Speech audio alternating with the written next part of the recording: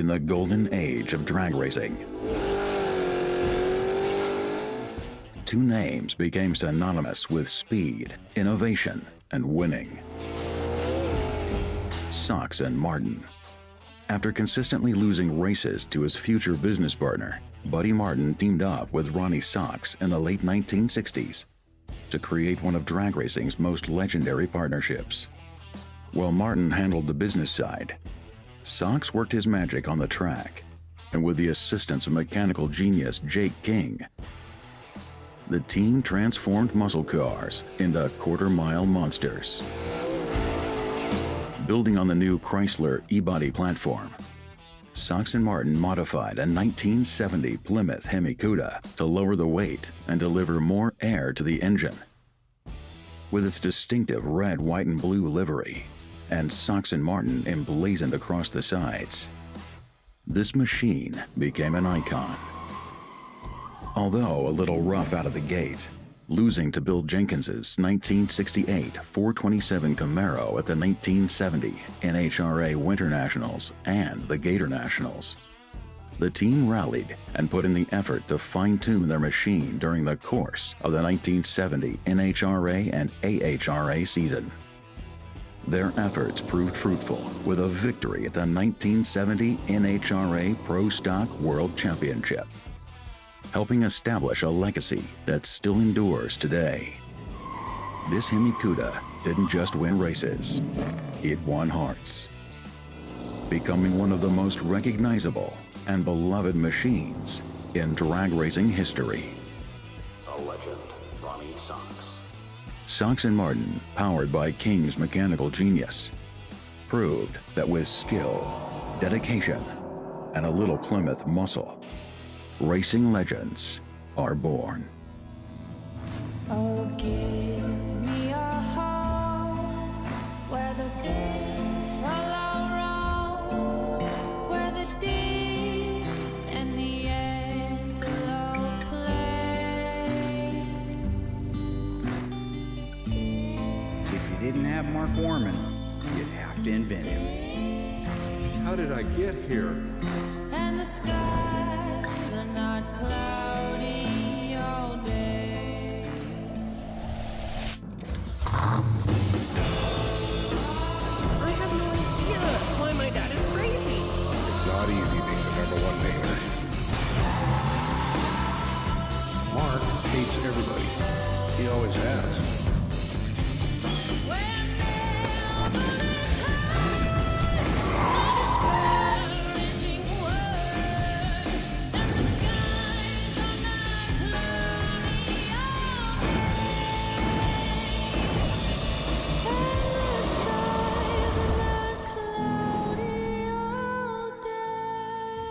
Coming to get you, Barbara. We have got a super cool, very, very rare car that's been here way too long, ready to be finished. It's that close to it. This is our 1970 Plymouth Hemi Cuda. Remember, folks, Hemi Cuda was a model on its own, whereas a Cuda 446 barrel, Cuda 383, they were models too. A Hemi Cuda was also its own model. Now, because this car was alpine white with a blue painted roof, there was some speculation, especially by the owner, because he didn't know, could this be a St. Louis Blues car, because that was a promotional color package they came up with for the Cudas called St. Louis Blues. Or, more importantly, could it be a Sox and Martin promo car? That was the legend that came with it. Now, years ago, before we got started on it, I had Tony D'Agostino out, Mr. Negativity himself, who hates everything. He's born and raised to hate. That's the way he is. I didn't think they need wipers in a race car. So I know, though, that if he gives it the blessing that it's a real Sox and Martin car or a St. Louis car, then it probably is. We validated that car from the very back bumper all the way to the front bumper before it got disassembled, before it got restored. Tony D'Agostino started out negative. Obviously, the shaker bubble's missing, and underneath that, the Hemi's missing. He continued to be negative. Why don't I get Ronnie Sox out here to look at the car? He passed away about 10 years ago. But when it was all over, he was still negative. I don't see any indication There's no evidence it that was it ever a is. race car. I will say that even though Tony was negative all the way through the process, he was right. We took a lot of time looking that car over and dispelling certain myths that we know would not be on this car if it was a real St. Louis Blues car or if it was a real Sox and Martin car. One of many things was the fact that Sox and Martin or St. Louis Blues would not have had the black body panel on it. This one clearly was a black body panel, which is factory for your Cuda cars. That was just one of many things. Also the fact that it's an automatic and Sox and Martin were known as the 4-speed guys, none of that added up. So at the end of the day, we know we have a real 70 Hemi Cuda, automatic, EW1 painted blue roof. Still the only one in the world that I've ever seen like it. After Mark and Tony came to the decision on the Cuda, it was finally my turn to take over. After the car came back from the dipper, the whole thing was a complete mess. Remember everybody, this was an East Coast car, so it had a ton of rust. We had to replace one front frame rail, both inner fenders, a firewall section, main floors and stepwells, the under seat pan, trunk floor, quarter panels, and the Dutchman. In addition to that, any metal that was left on the car, we had to do small patches. It took Shane about 9 months to finish everything on the metal and for me to pass inspection. Once that was done, I was able to kick it out to Michael, who's my main guy in the mudroom. Michael is truly the best mud guy we've ever had here. He's been here for a number of years now. And in years past, we'd have to prime and block a car 2 to 3 times to get it perfect. With Michael, it's a one and done deal and we're good to go.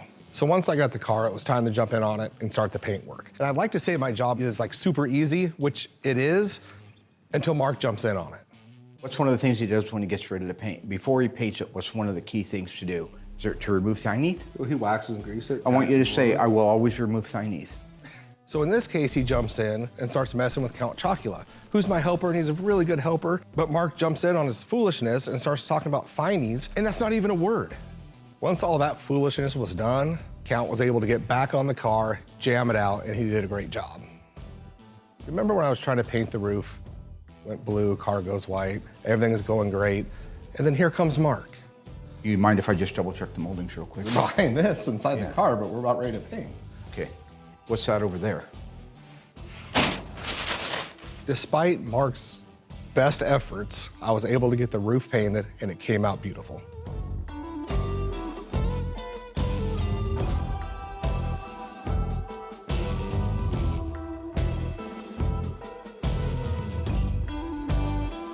So after the roof was painted, it was time to move on to the body of the car. And at that point, right on cue. See, what I don't understand is why you wouldn't have gone exactly on the blue line like we had talked about, because you made a nice blue line, right? I do. Why wasn't it fine lined out? Now, you see, I've had to cover this up. Yeah, because you're doing it wrong. Oh, it's wrong to go on the exact two-tone line? Because you said to me, Yeah. So why did you put the two-tone line where you put it then? So at this point, we're going to go ahead. Mark's going to go back to the office. We're going to wipe the whole car down. I'll take the fine line, run it around the blue line, and then start painting. After all the silliness, I did get the car painted the EW1 Alpine White. So I painted the car with the DCC concept line, which is a single stage. You've seen us use it over and over again on all solid colors. Car came out beautiful as always, and it's time to move on. Once all the paint work was done, I was able to give the car to Shane to do a final assembly on it. Then I gave it to Count Chocula to do the cut and buff on it. Then we put it in the booth, I undercoated it, then moved it over to Brian in assembly.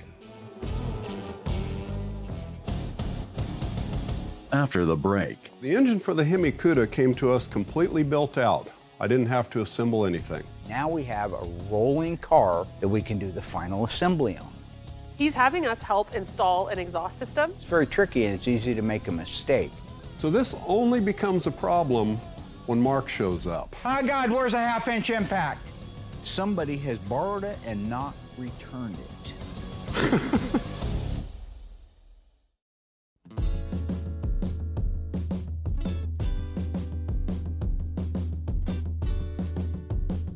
Okay, so the engine for the Hemi Cuda came to us completely built out.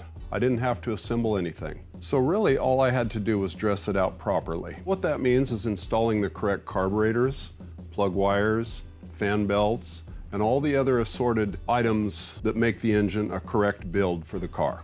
Normally when I put the engine on the run stand and hook up all the fuel hoses and cables and all this sort of thing, that's really easy.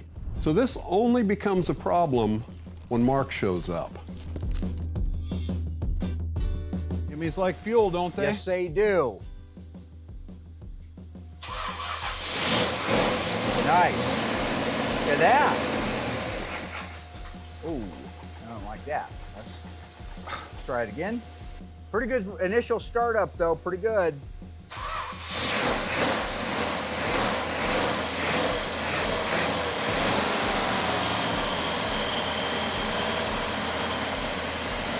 Nice, nice. Yeah.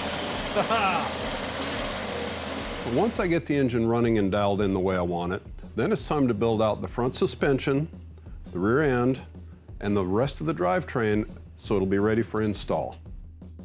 When Will was finished with the car, had all the paint work done, it came over to the assembly shop. That's where I get back involved. Brian does all the assembly for the most part, but I have to order parts. I have to kind of be back involved. I wanted to make sure that I took a little bit of time with Brian, with Doug, to teach him about the sales codes on these rear axles, because it's very tricky and it's easy to make a mistake. So even though we played that before for you guys, there is some interesting information here that I'd like to share just one more time. So on an automatic transmission car, it's A32. The code for a Super Track back on an automatic is A32, even though this looks identical to an A34 car setup. No difference at all in them, except that when it's A32, it tells the assembly line it's going into an automatic car.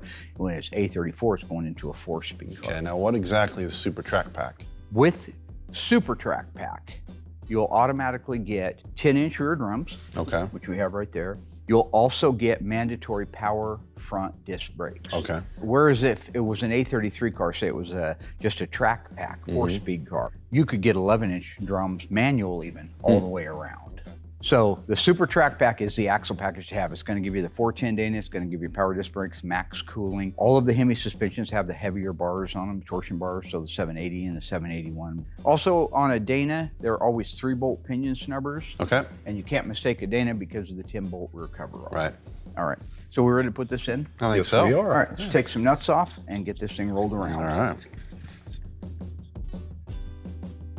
Again, the process for reassembling the drivetrain in these cars is that rear axle goes in first. That gives us the counterweight at the back of the car. If we put the front suspension with the engine and the transmission on it, it would be front heavy, and it could, and we've had them do it before we learned this, would tip forward and fall forward off of the hoist. So we always put the rear axle assemblies in first. Once we've done that, we move to the front. Like I had mentioned a second ago, you've got a K-member with all the suspension. You've got that great big 426 Hemi Elephant engine you're gonna stuff into a little E-body. But everybody worked very well together on this. It went right into place. We did not scratch anything. This is a manual steering car, so we didn't have to compete with the power steering gear, which oftentimes gets in the way of these. Everything went together the way it's supposed to. All we used were original Cuda Mopar parts on the assembly of the drivetrain. So at the end of the day, we know we have a very authentic, completely rolling 1970 Hemi Cuda.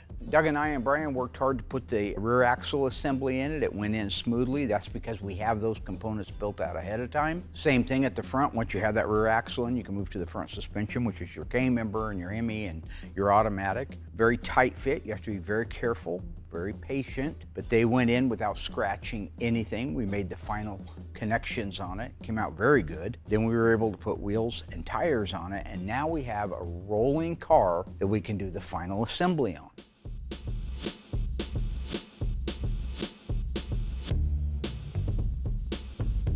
As the car flew through the shop, Dylan really got a lot of great experience. He's been here now a couple of years. That's Will's son. I just want to give him a shout out because he's doing a fantastic job of learning what the process is, what order in which these cars get put together, and how important it is to make sure that certain things are done before you jump onto another part. In this case, he helped Marty put in the headliner, which is fantastic experience. There are very few young, new, and upcoming technicians in the upholstery field.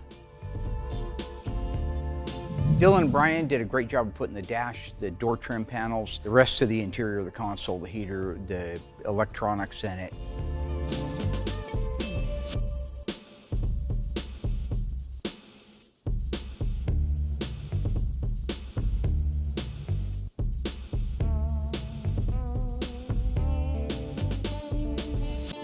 When that was done, it was time to put the very unique 426 Hemi dual exhaust system on.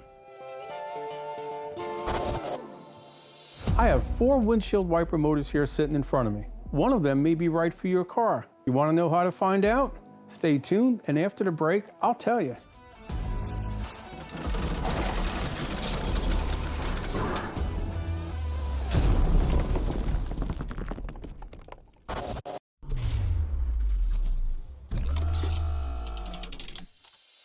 I've been selling parts since 1979. And while you can look up some information about them online, you're not going to find everything. That's why I'm here. I'm Tony D'Agostino from Tony's Mopar Parts in Harrington, Delaware. Welcome to Tony's Tech Tips.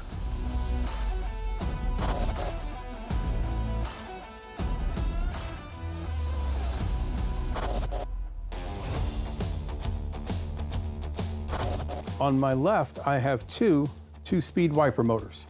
On my right, I have 2 3-speed wiper motors, also known as variable. So let's look at this first motor. The information you're looking for is going to be on the canister of the wiper motor. The first line of digits is the part number. In this case, it's 2889982, and that fits a 1968 B-body only. The B-body is the Charger, Coronet, Roadrunner, GTX, etc. The second row of numbers are a vendor code. We're not worried about that. The last line is what's important. That's the date code that this was assembled. In this case, 0508, which is the 50th day of 1968. So if your 68 B-body was made after that date, this might be the right wiper motor for your car. Now let's take a look at the other wiper motor. Again, this is a 3-speed variable type wiper motor, and the first row of numbers is going to be the part number for it. These numbers are 3431077. This fits 7071 E-body cars, your Cudas and Challengers, and 71 B-body cars, your Charger, Roadrunner, Coronet. Again, we're not concerned with the second row of numbers, that's just a vendor code. What is important is the last line. It's going to tell you the assembly date.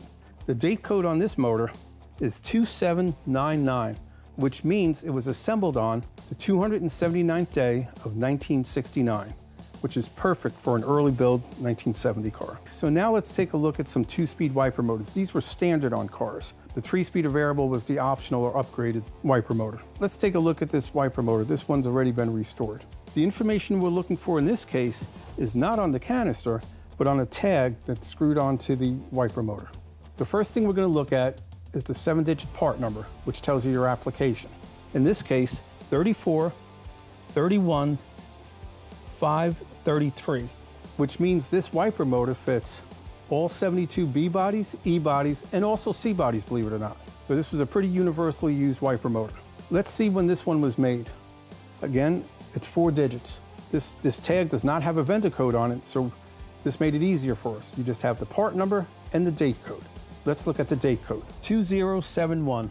The 2071 means it was built on the 207th day of 1971, which is perfect for an early build 1972 B-body, E-body, or C-body car even. Let's take a look at our last wiper motor. Again, it's a 2-speed, so as we learned on the first one, the number is going to be on the tag.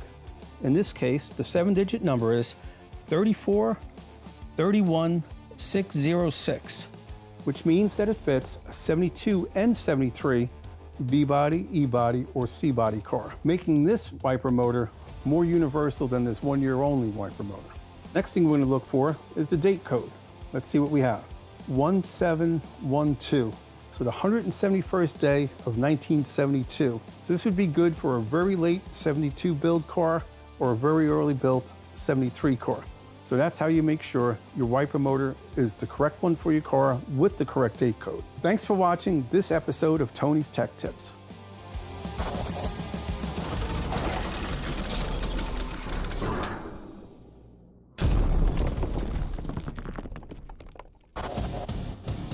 When Graveyard Carz returns. He's having us help install an exhaust system. I haven't actually been a part of the exhaust system before. When I find out who did that, I have every intention of cutting their face off with a rusty razor blade. My dad warned me that Mark would give me some outlandish threats to get a point across. He's getting a little bit older. He's having a hard time with this exhaust. It's a little bit tense trying to get it put together. Oh, sweet. All right. But I think we're gonna do it. So one of the cars my dad wants me to work on, along with Dylan, is our 1970 Hemi Cuda. He's having us help install an exhaust system, which is pretty cool because I've never actually done that. I've done a lot of drivetrains and, you know, engines and all that, but I haven't actually been a part of the exhaust system before. The most important thing that your teacher has not taught you is the preservation and the cherishment of tools. I've taught you, but you don't care. Today we're going to install. Well, you don't care either. Oh, Mark cares. This only very looks much. like this because this is there's always how cameras. my toolbox. Go roll open my toolbox. It looks exactly like this right now. So I've been prepping a lot of these parts, getting them cleaned up and ready for them to be installed in the car.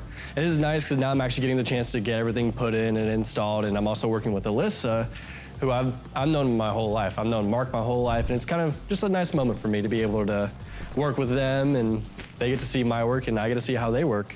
When something like that is missing, it's that 3/8 extension, 3-inch long, well, you know, somebody has borrowed it and not returned it. So when I find out who did that, I have every intention of cutting their face off with a rusty razor blade, wearing it into a bank, robbing the bank, killing somebody, and then coming back to work.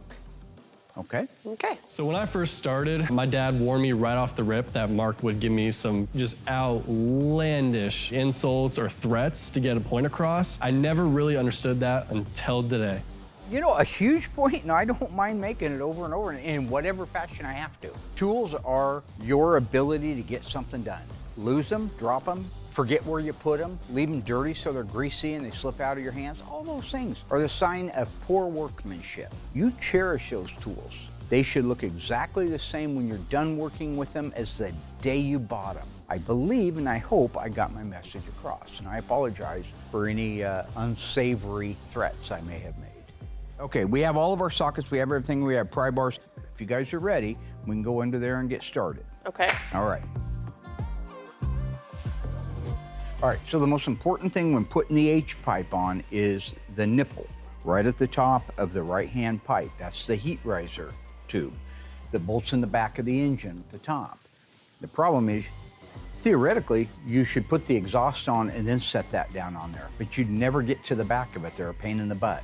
So what we end up having to do is take this tube, once we get things in place, and then manipulate it out of the way so you can walk it in. So while you guys are walking the H-pipe in, I'll be able to move that. And what makes the exhaust system so unique on the 426 Hemi versus a lot of the other systems is it does use an H-pipe in it, which is a crossover pipe, and they call it an H-pipe. I think because if you stand the system up against a wall or look straight down on it, it makes it the letter H. So that means you can't pull the head pipes away from each other. They have to fit exactly on those exhaust manifolds. While doing that, there is a heat riser tube that goes up to the back of the intake manifold. You can't put that heat riser tube on with the engine in the car. It has to go on before the engine goes in the car. So it's just hanging there, dangling, waiting for the female end of it to go up onto that pipe. And so you're guiding up the heat riser pipe and the two head pipes all at the same time. That's what I mean by tricky, and it's great experience for these two youngsters. Okay, so you're coming in with that. Our goal is to get here with the system. You got to go around the torsion bar. So one side will have to go in first. I'm in. Okay. Okay, then this side has to go around it. There you're over the top of the torsion bar. Okay. All right, now it's getting it around this piece right here. This clamp's sliding down, so we're gonna push that up out of the way.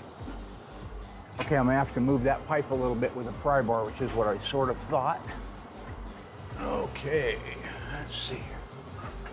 It's a little tricky, a little trickery. Oh, that wants to come off too. Clamp wants to slide too. That's okay. Okay, now try to go up. Got it. You get it? Yep. Okay, let's give this a shot to go up. Okay, I got it right there. Let's put the bolts in it, and then we'll go to the resonators. Here's the resonator. There is no direction for these. I like to put the date down just because it looks kind of cool. Mm-hmm. And you've got your clamp, which can go really back on this thing for right now.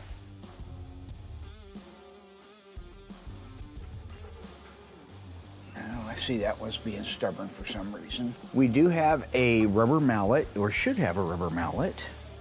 So I've been out of the shop for a few years now, and one thing I'm noticing working with my dad is he's getting a little bit older. He's having a hard time with this exhaust. It's fighting us the whole way, but I don't know if it's the exhaust system or if it's my dad just doesn't have that physical stamina anymore. It's a little bit tense trying to get it put together, but I think we're gonna do it.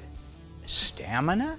Are you kidding? Have you not seen me around the shop? If I'm not lifting a transmission, I'm arm curling a rear end, I'm dropping down and doing push-ups. I compete with these guys a third of my age. I got all the stamina in the world. So this is something you do to try to bring somebody down. That's one of Alyssa's character faults, is that she will put somebody else down and make herself feel better. You don't see me doing that.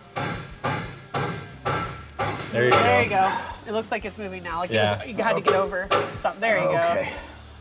There. Frustrating, but yes. Okay, and kind of keep it level. You want to make sure it's sort of level if you can. You'll always go back through later and make it better, but okay. So with that, we're just going to put on our other resonator. So we need that one to go on just like this one went on. Okay. So give him a hand there. You guys got to learn about this stuff. Okay.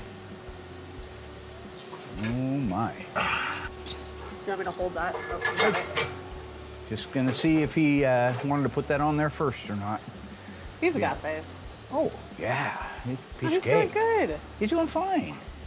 Yeah, it looks like it's gonna be stubborn. Yeah. I think Dougie tightened the clamps down when we first put this on. You know, we mocked it up to make sure everything had fit. Mm-hmm.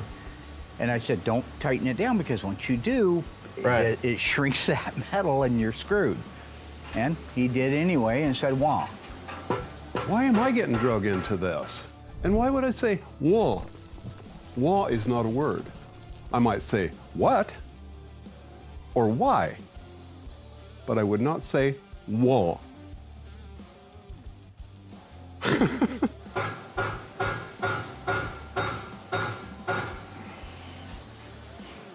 All right, I'm gonna expand that a little bit. Can you get that back off?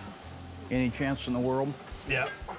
So what happens is it's crushed down right there. That's why it won't go in. So I've got to take this, go ahead and hold on to that. We're gonna take this, put this into the pipe, and when it's inside the pipe, we're gonna run this bolt down. And when this bolt gets ran down, watch how these veins open up. See how they're getting wider? Yeah. Okay. Expanding. It's gonna expand that part of the pipe. Okay.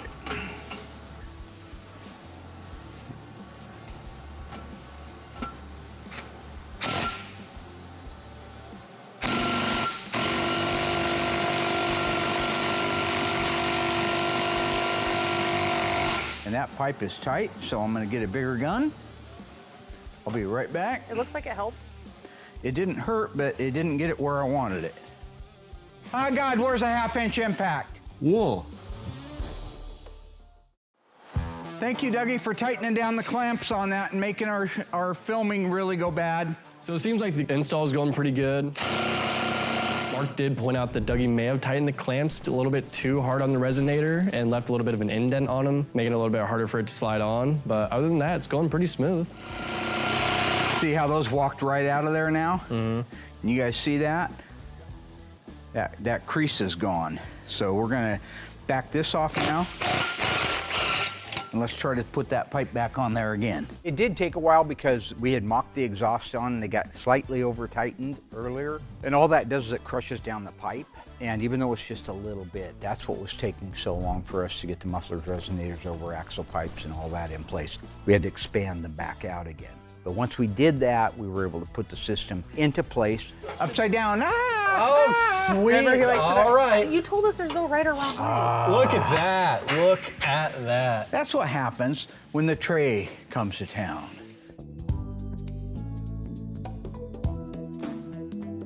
It's okay that it's all cockeyed, not straight like Dylan's. Look how nice Dylan's looks. Well, yeah, but the problem is this will catch weeds and stuff, so you want to turn it up on its side if you can. Yeah. Well, why are you driving these?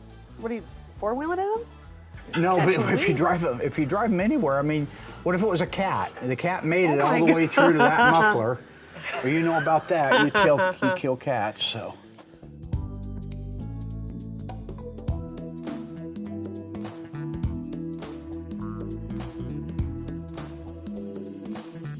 Okay, everybody in the wholesale block, we got resonators on.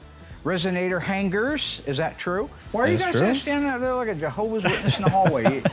Move My on bad. in. This is all happy time in here. I'm a happy mamma jamma. Yeah, you're good vibes.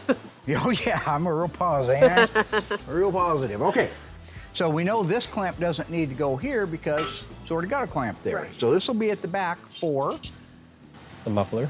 the muffler. That's right. I'll just have you hold that little bad boy right there. So far it's looking okay. Okay, I'm liking that. I'm liking that.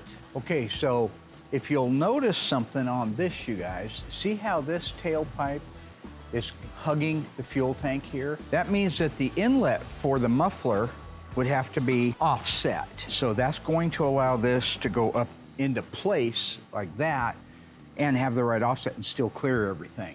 So let's put that on. You want to leave everything loose from front to back. Leave it loose till everything is in place. Look at your alignment of your tips. Look at your alignment of your over axle pipe. Make sure it's not hitting anything. Resonators need to be laying flat. Mufflers need to be exactly where they're located, not touching anything. And then you can tighten it from the front all the way to the back of the car. We are finished up for today. We got down to the mufflers. It's gone great, other than my dad kind of running out of some steam. But this is as far as we can go today because we have the tips, but we don't have the rest of the parts to put on. So it's pretty cool to work with Dylan. It feels like a full circle moment. I was around and babysat him and Brody when they were little. So now that we're all here working at the shop, it's just really cool.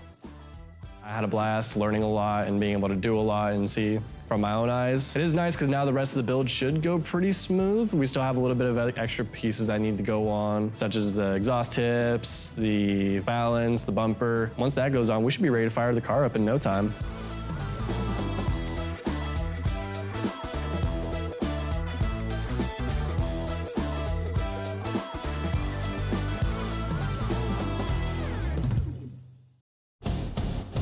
Still to come. All right, we're getting ready to go on a test drive in our 1970 Hemi Cuda. We believe this may be the only white with a blue painted top V02 in existence. As a kid, I never imagined that I'd be working on them and driving them and putting my name on them. I am totally excited to take this car out, put it through the paces, and see what it feels like to drive a real 1970 Hemi Cuda.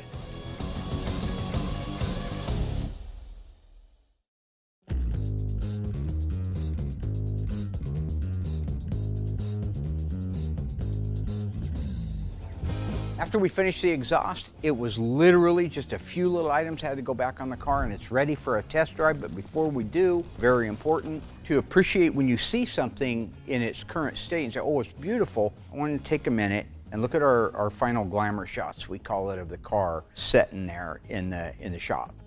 Look at the original pictures of the car, the video of the car before we ever started working on it. Rusty floors. Rusty quarters, rusty rear body panel, main floors, under seat pans, frame rails. Look at all of those things. Then you can appreciate what goes into building a car like this and why oftentimes it takes us much longer than we anticipated. All right, we're getting ready to go on a test drive in our 1970 Hemi Cuda. You're in the world of rare, ultra rare. Now, add that it's a white car with a blue top. You just stuck yourself down into the only one known around. Now, there may be one, but I have not seen it anywhere on the planet. The owner hasn't seen it or heard of it. We believe this may be the only white with a blue painted top V02 in existence. I grew up, you know, on the streets of 14th Street, and my sister's girlfriend, Paula, her boyfriend at the time did have a Hemi Cuda, 70 Hemi Cuda B5 Blue. That was the only one I knew of around town. So as a kid, I never imagined that I'd be working on them and driving them and putting my name on them like this. So it's a wonderful moment to sit there in the car like this and just realize kind of where I've come and that we've earned it. As a team, we've all earned this. But, you know, there's only one El Jefe. So with that said, I am totally excited to take this car out, put it through the paces, and see what it feels like to drive a real 1970 Hemi Cuda. Might have to warm up a second.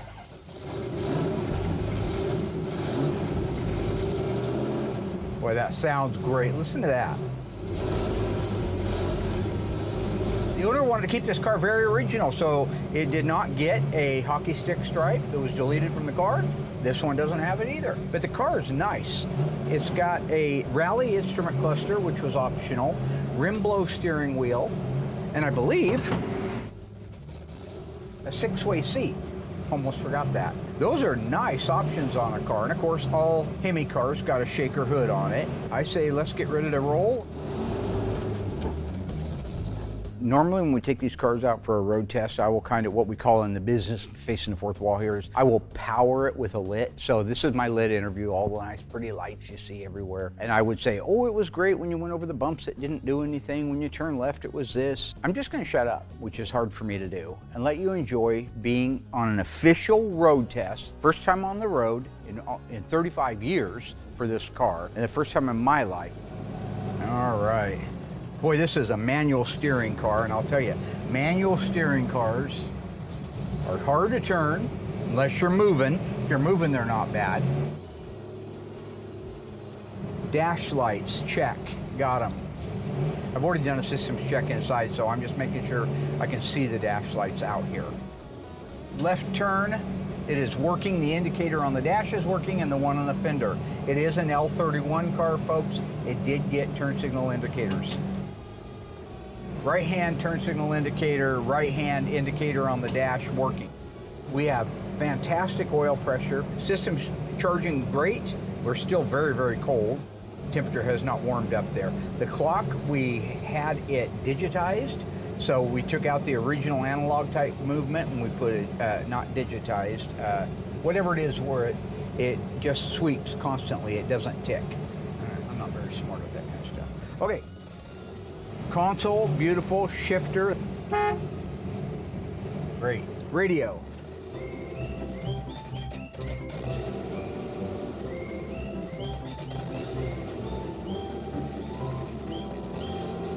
Now this has a rear fader. There's the rear. Front. Rear. Mix.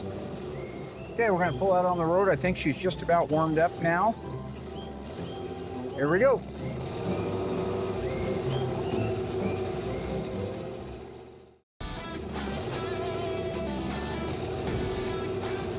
Boy, that's responsive right off the get-go. There's a second gear shift manually. I like to make sure it manually shifts so I can hold it in second gear all day long. That feels nice. It was a good solid shift. Put a mild shift kit in these cars, just a very mild shift kit. So it's a solid shift and it prolongs the life of the transmission. The less time those clutches spend trying to engage and cooking them, the longer the transmission will last.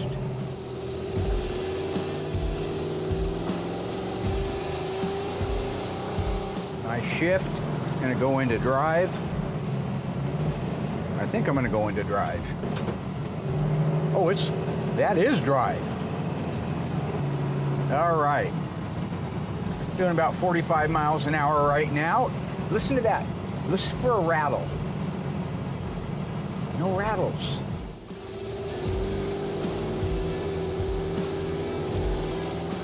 Look at that shaker moving. Oh yeah. Hey, this is a good driving car. This is a good driving car. This is cool. When Dougie and I were kids, my sister's best friend, Paula, called up one day and said, hey, you guys, I'm going with a guy named Rim, like a wheel, Rim. Last name's Beer. He's got a Hemi Cuda. No, he doesn't. Yeah, he does. So we hopped on our bikes and rode over to Paula's house, and as soon as we went around the corner, there it was, bigger than life. Great big Cuda badge on the back end of it. It was B5 blue. It was a 4-speed car. Big, beautiful emblems on the hood that said Hemi Cuda. I mean, we were so in love. The guy had a for sale sign in the back seat. He wanted $2,600 for the car because he had just spent $600 having the valves done in it. This is like 1978 or something. Can you imagine that? Back then it would have been a numbers matching B5 blue, black interior, 4-speed Hemi Cuda. Maybe $500,000 plus today. Isn't that something?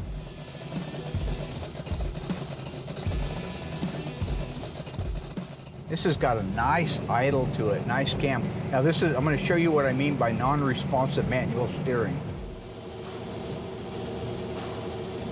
That car didn't move. It is what it is. It's on bias ply tires, and it's an old integral system that's manual, and que sera, sera.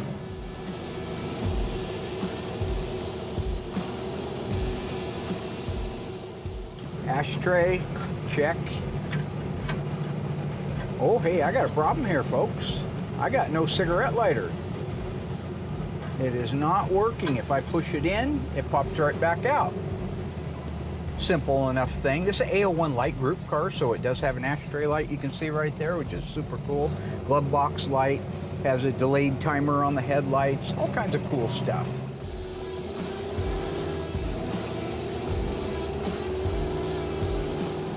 Listen to that, listen to that. Boy, that sounds good.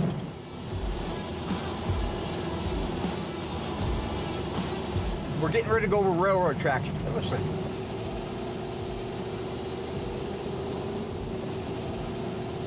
Not a rattle in sight. Absolutely fantastic.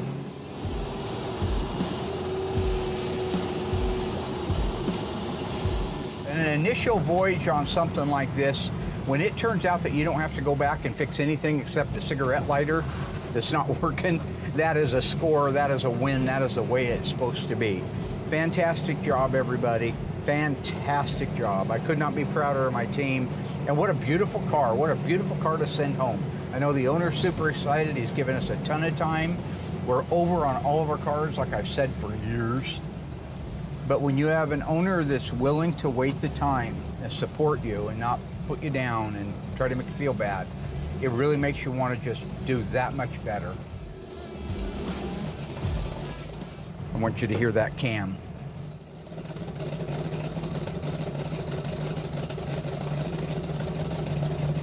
Listen to that. I'm gonna put it in gear.